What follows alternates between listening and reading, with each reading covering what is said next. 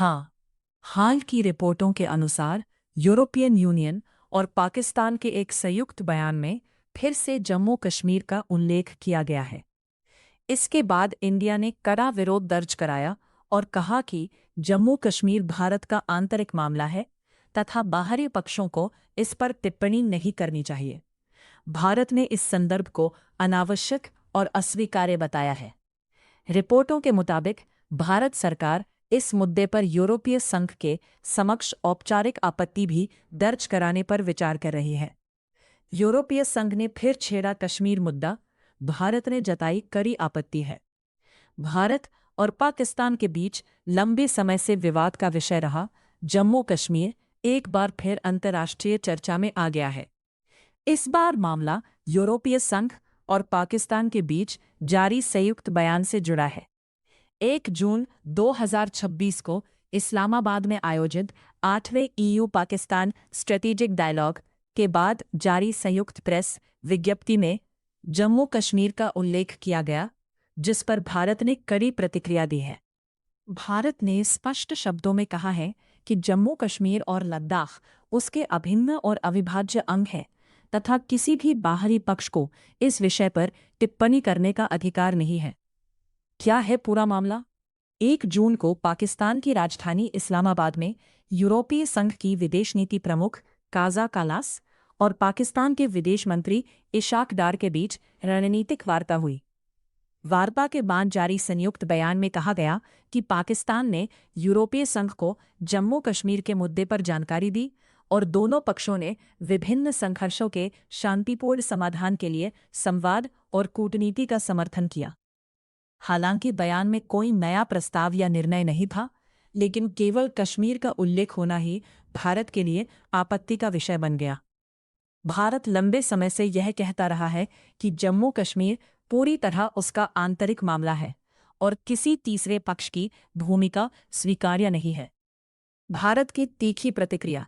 भारत के विदेश मंत्रालय के प्रवक्ता रणधीर जायसवाल ने बयान जारी कर कहा कि भारत संयुक्त विज्ञप्ति ने जम्मू कश्मीर संबंधी अनावश्यक और अनुचित टिप्पणी कश्मीर और लद्दाख भारत के अभिन्न हिस्से हैं और इस विषय पर टिप्पणी करने का किसी बाहरी पक्ष को कोई अधिकार नहीं है।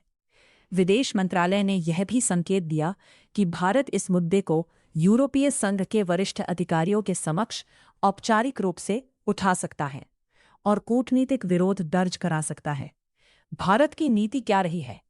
भारत का रुख वर्षों से स्पष्ट रहा है कि जम्मू कश्मीर भारत का आंतरिक विषय है।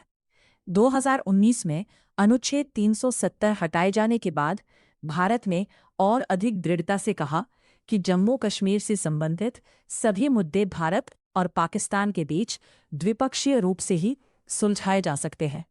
किसी तीसरे पक्ष की मध्यस्थता स्वीकार नहीं होगी। भारत यह भी कहता है कि पाकिस्तान द्वारा अधिकृत कश्मीर पीओके भी भारत का हिस्सा है और पाकिस्तान का उस क्षेत्र पर अवैध कब्जा है। पाकिस्तान की रणनीति पाकिस्तान लगातार अंतर्राष्ट्रीय मंचों पर कश्मीर मुद्दे को उठाने की कोशिश करता है। संयुक्त राष्ट्र, ओआईसी, चीन पाकिस्तान बैठकों तथा अन्य अंतर्राष्ट्रीय मंचों पर भारतीय अधिकारियों ने कहा कि सीमा पार आतंकवाद क्षेत्र की शांति के लिए गंभीर चुनौती है और इस विषय को नज़रअंदाज नहीं किया जाना चाहिए। भारत लंबे समय से पाकिस्तान पर आतंकवादी समूहों को समर्थन देने का आरोप लगाता रहा है, जबकि पाकिस्तान इन आरोपों को खारिज करता है। कूटनीतिक असर। विश्लेषकों का मानना है कि इस विवाद से भारत और यूरोपीय संघ के संबंधों पर बड़ा असर पड़ने की संभावना कम है। दोनों पक्ष व्यापार, निवेश और रणनीतिक सहयोग के महत्वपूर्ण साझेदार हैं। फिर भी भारत इस तरह की टिप्पणियों पर अपना विरोध दर्ज कराता रहेगा ताकि भविष्य में ऐसे संदर्भों को रोका जा सके। भारत और ईयू के बीच मुक्त व्यापार समझौते तथा कई रणनीतिक परियोजनाओं पर बातचीत जारी है। इसलिए दोनों पक्ष इस विवाद को सीमित रखने का प्रयास कर सकते हैं। क्या अब निगाहें इस बात पर है कि भारत औपचारिक विरोध दर्ज कराता है या नहीं? यदि ऐसा होता है तो नई दिल्ली और ब्रुसेल्स के बीच इस विषय पर कूटनीतिक बातचीत देखने को मिल सकती है। फिलहाल भारत निष्कर्ष ईयू पाकिस्तान संयुक्त बयान में जम्मू कश्मीर का उल्लेख एक बार फिर भारत की कूटनीतिक संवेदनशीलता का विषय बन गया है।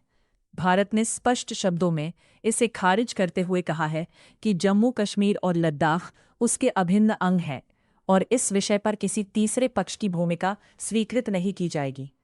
आने वाले दिनों में यह देखना महत्वपूर्ण होगा कि भारत और यूरोपीय संघ इस मतभेद को किस प्रकार संभालते हैं, लेकिन इतना तय है कि कश्मीर का मुद्दा अंतर्राष्ट्रीय राजनीति में अभी भी एक संवेदनशील विषय बना हुआ है।